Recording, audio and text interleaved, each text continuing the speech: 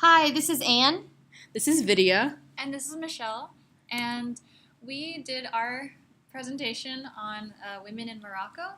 And so we interviewed 4 women from Al Akhawain University in Morocco. And we asked them about their experiences as women in Moroccan society and talked to them about topics such as abortion and sex education in Morocco, their relationships to some of their family members, and dating, catcalling, and their perspectives on the #MeToo movement. So the first topic we're going to talk about is abortion and sex education in Morocco. Some of the questions we asked them went along the lines of, is abortion legal? How do you feel about the current abortion laws? And what information and resources about sex education exist for women in Morocco? Currently, the abortion statistics in Morocco say that about 27,000 single mothers have had unplanned pregnancies as of 2018. And as of 2009, over 500,000 births were out of wedlock. So clearly, despite the stigma, unplanned pregnancies are still a problem in Morocco, and abortion could provide a potential solution.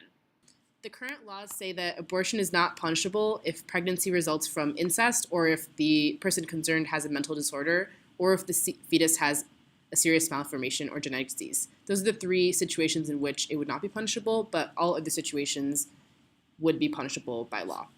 Okay, so when we talked to our friends at AUI about abortion, they basically said that the procedure could be done and it would not be too difficult to have it done, but that it was very under the table and not done at actual hospitals. So there is that risk of you getting an abortion, but it going very wrong because of malpractice.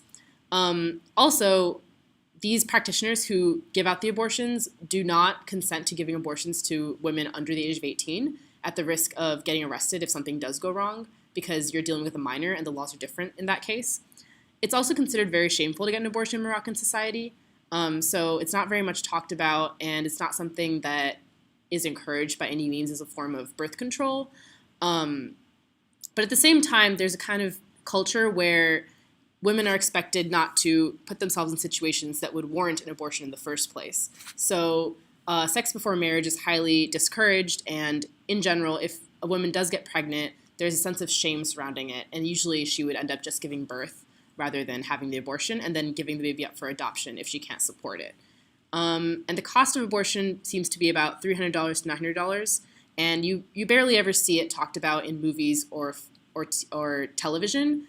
And when you do see an abortion happen, it's kind of seen as something that is very sinful or shameful, where the woman gets a lot of punishment for it from her peers. Well, our cultural and social context says that you shouldn't have a relationship outside of marriage. Mm-hmm. That's why you shouldn't have to go to the point that you will have an abortion.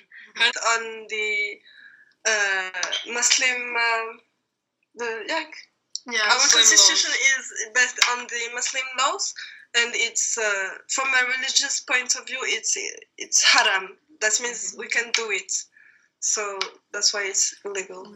I know one person who did, and it went like that. Yes. She didn't encounter any problems, anything. It was really smooth. A private doctor in a private office.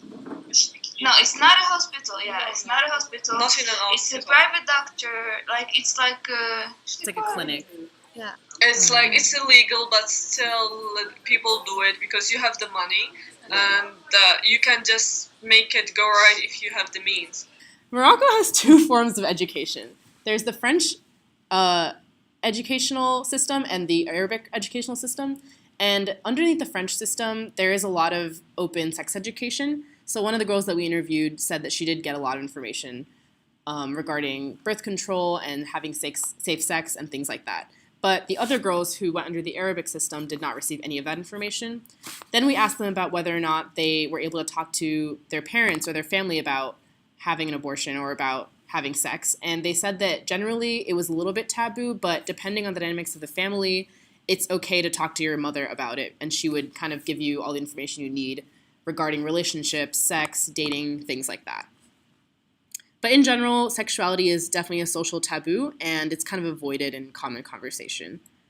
Actually, I think the only sex education I got personally from school is in middle school we have 3 years. On the second year of middle school, we studied reproduction in animals, plants, and a little bit in humans. That's what they put it all on the parents. Like if the parents are open-minded, then they tell their children to how to do this and how not to do this.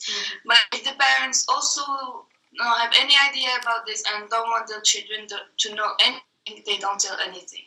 So because the children grow up not they knowing. think if they don't talk about it, they wouldn't do it. But Do you think that there should be more? So the second topic that we talked about with the girls was about their relationships to specifically their parents, and they did say that there was a difference between like their relationships with their mom versus their relationship with their dad. And so earlier this semester, like as we learned about in the Arab culture, that there is a value in the patriarchy in most Arab families, and so you'll often see that often like the women, they are in subordinate positions, whereas the males in the family, they're usually given like special treatment, and they're not often like watched over or like chaperoned compared to the women. And here definitely parents, they're much more strict with the females in their family, as like in this quote it says here, like in fear that they would bring great shame to the family if the woman, for example, had lost her virginity outside of marriage. When we asked the students about their relationships with their parents, so all of the girls, they did agree that the mothers, they were more involved in their lives, whereas the dads were not as involved, and that was mainly because like they saw like in their culture, like mothers generally take care of the daughters, while fathers, they take care of the sons and teach him about manhood and all of that. And so one of the students, she did talk about how her mom, she saw her mom as the stricter parent, and that's mainly because the mom was more concerned or like afraid that the daughter would do bad things and potentially bring shame to the family by making certain mistakes or anything like that. But then there was another student who talked about how her father, unlike in general Arab culture, in general Arab culture, where fathers are not usually seen as very involved in their daughters' lives, she did say that her father was pretty involved. And so there is like, it really does depend, I guess, on the like the individual person and their family. But yes, in most Arab families, and even the students, what they were talking about their families, they did talk about a value in patriarchy, and that the father is usually seen as the breadwinner, whereas the mom will generally like, stay home and is responsible for taking care of the children, the family. And then we talked about like similarities between like their relationships with their parents versus like our relationships with our parents. And something that was interesting was they don't reveal like everything to their parents, like about their personal lives, and like same as us. But there was a general consensus that like even though like we don't tell everything to our parents, like there is an expectation that like parents know what's going on in their children's lives. But it was surprising to hear that for the students in Morocco, their parents were not very strict. Like for the most part, like they would let them go out and be young and do things that they wanted to do. Because within the family, for example, if you have a girl and a boy, you will not raise them the same way. The boy can have a relationship outside marriage. Freedom. Freedom. He can go out wherever he wants. He can have sex whenever he But wants. they raise the girl. The girl has to stay at home. And most of the time, it's the father that works. Doesn't mean that the mother doesn't work, but it's like he's the breadwinner. So we're not living in a way where we have authority on us and we're afraid to do things. Like if you want to do something, we just say it.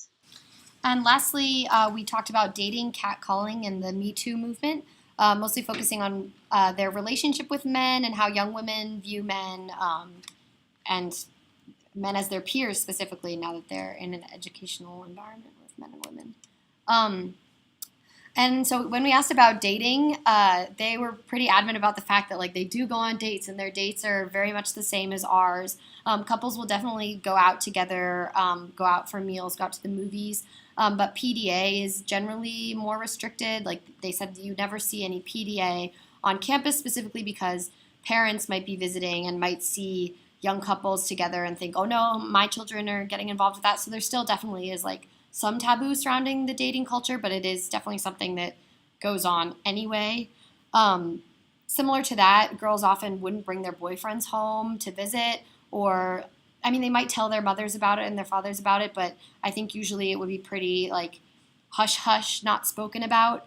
However, there was one of the girls who talked about how her older sister had a boyfriend for a long time, 3 years, and, you know, they'd gone on trips together and everything, and her parents were really okay with it. So I think it is just different depending on families and depending what your values are. They also talked about girls sneaking out to meet their boyfriends, and that definitely does happen. So I think overall what we got from this is that, you know, dating culture is happening, and it is pretty much the same as in the United States, except that perhaps it has to be a bit more under the radar because of some religious laws and just cultural values that are still sort of in place. Yeah, it's a lot. every day, everywhere. Yeah. And it's not like the guys that you go to school with. It's like random guys on the street, right? Yes. But also the guys you go to school with, they do that also. With other Yeah, girls. Yes. They do Oh, it. like they won't do it to you, but they'll do it to other girls. I think they grow up knowing they have some kind of power over women. We are not an Islamic country. Mm-hmm. I just We are, but nowadays It's things more have changed. open-minded. Yeah, people are more open and It's not conservative anymore, Yeah. especially with Europe yes. and also we get the influence, and yes, we date, but it doesn't mean that like the US you bring your boyfriend home and have dinner. Yeah. That's not acceptable. Oh no, the only difference that is that we can bring our boyfriend to home. Yes, that's the only thing. That's the only. But we can travel with our boyfriend. Go out the mall. And we also asked about the Me Too movement. And actually, the girls that we talked to said that they didn't think the Me Too movement would work in Morocco, just that there are too many deep-set values that people would really disagree with, and there wouldn't be enough of a following of this movement. However, when we looked online, it seems like the Me Too movement and similar like ideas were actually taking hold. Like there is this hashtag Masaktash that means I won't be silent, and this was really started when a Moroccan teenager was taken captive by a gang, and she spoke up about the gang rape and really like brought it to the public attention. And this hashtag gained a lot of traction because of that. So we do see movements like this that are similar to the Me Too movement that have gained a lot of popularity. But it could be that that's also just in certain areas and it didn't quite reach the girls at this university or something like that. Like I think there's a bit of a disconnect between where you are in Morocco and what your culture is, if it's more French-leaning or more Arab-leaning. I think that plays a big factor. So overall, I think our consensus was that their lives are very similar to ours. There's not much of a difference. The only thing is that there's kind of like less pressure, it seems, on girls to have like a really active love life. They kind of just have the option of doing it. It's not super taboo, but it's not as much of a concern because marriage is not something that they should think about until much later, and sex is also something that they don't think about until much later in their lives. So that was pretty interesting to figure out. And yeah, abortion is still kind of a sticky topic there, but it seems like the girls were okay with it just because sex is pretty discouraged in society. Thanks for listening.